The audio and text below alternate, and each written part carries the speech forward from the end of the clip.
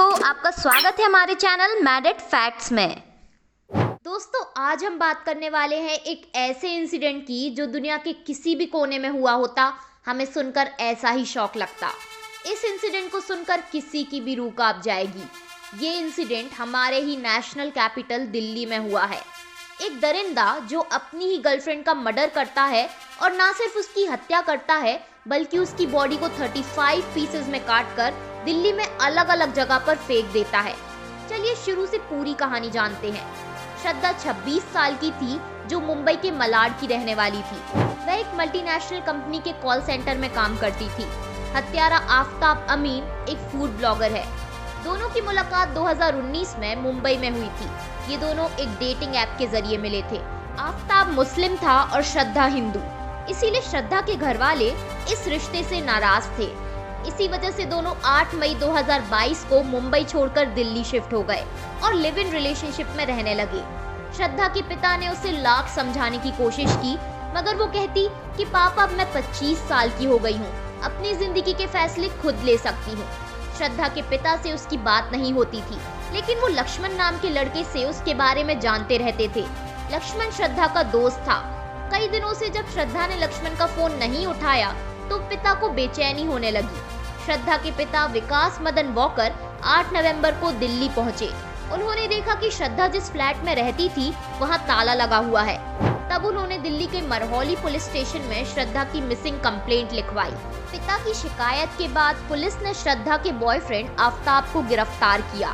पूछताछ में उसने पुलिस को बताया कि दोनों के बीच अक्सर झगड़ा होता था। वो शादी करने के लिए प्रेशर डालती थी। आफ्ताब का अन्य लड़कियों से भी अफेयर चलता था और लास्ट में आफ्ताब ने श्रद्धा की हत्या कर दी। पुलिस का कहना है कि आफ्ताब ने श्रद्धा को 18 मई की रात गला दबाकर मार डाला और फिर आरी से उसकी बॉडी के 35 टुकड़े किए, उन्हें फ्रिज में रखा और हर रोज रात 2 बजे बैग में शव के टुकड़े लेकर निकलता और दिल्ली के अलग अलग इलाकों में ठिकाने लगा देता। आफ्ताब ने श्रद्धा के हाथों के 3-3 टुकड़े किए और पैरों के भी 3-3 टुकड़े किए। उसने 300 लीटर का नया फ्रिज खरीदा ताकि उनसे बदबू ना आए। वह गूगल पर सबूत मिटाने, खून के दाग मिटाने और लाश को ठिकाने लगाने के तरीके देखता था। दिल्ली पुलिस के अकॉर्डिंग श्रद्धा की हत्या 18 मई को हुई है, मगर श्रद्धा के दोस्त कहते हैं कि ऐसा कैसे हो सकता है, हमने जुलाई में ही उससे फोन पर बात की थी। ऐसे में ये भी हो सकता है कि आफ्ताब अपनी किसी दोस्त से श्रद्धा के दोस्तों की बात करवा देता होगा, यानी इस हत्याकांड में आफ्ताब का साथ देने वाला भी कोई है।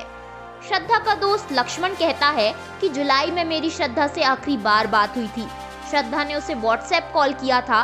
वह काफी डरी हुई थी और कह रही थी कि आफ्ताब मुझे मारता है, मुझे बचा लो, वो मुझे मार डालेगा। आफ्ताब ने पुलिस को बताया कि वह श्रद्धा की हत्या 10 दिन पहले ही कर देता, मगर जिस दिन उसकी लड़ाई हुई उस दिन श्रद्धा इमोशनल हो गई थी, इसीलिए उसने उसे कुछ दिन बाद मारने की सोची थी। श्रद्धा ने आफ्ताब को किसी दूसरी लड़की से बात करते हुए सुन लिया था, इसी वजह से दोनों की लड़ाई होती थी। आफ्ताब ने श्रद्धा की हत्या और उसके बाद सबूत मिटाने के तरीके हॉलीवुड क्राइम सीरीज डेक्स्टर से सीखे थे। 18 दिनों तक शरीर के अलग अलग हिस्सों को ठिकाने लगाना, खून के निशान को एसिड से मिटाना, ये सब उस सीरीज में ही उसने देखा था। अब इस इंसिडेंट के बारे में क्या ही कहा जाए, मेरे पास अब कोई शब्द ही नहीं बचे हैं। आज के लिए बस इतना ही। अब आपसे अगली वीडियो में मुलाकात होगी। आप अपने व्यूज हमारे साथ कमेंट में जरूर शेयर करना।